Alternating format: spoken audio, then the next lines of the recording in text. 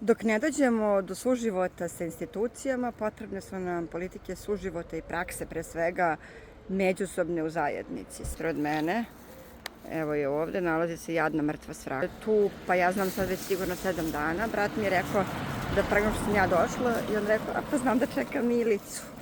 Pa mislim, u ovom trenutku zoohigijena ni u ovom trenutku već nekoliko dana je nedostupna na jednom broju, na drugom se niko ne javlja.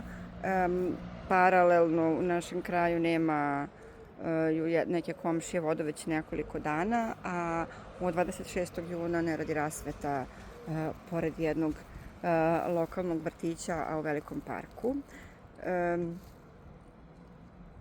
I sad mnogo je tema, ali poenta je da, kažu we take village to raise a child, ali potrebno je mnogo nas da zajedno radimo na tome, da živimo međusobno zajedno i u toj zajednici koju stvaramo.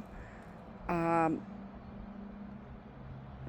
volela bih da jednog dana to što je moj brat rekao i znao je, pozdrav za Beta Boku, ne bude tačno, odnosno da kada vide mrtvu životinju, makar 10 komšija zove zoohigijenu dok je ne dobijemo ili ne stvarimo.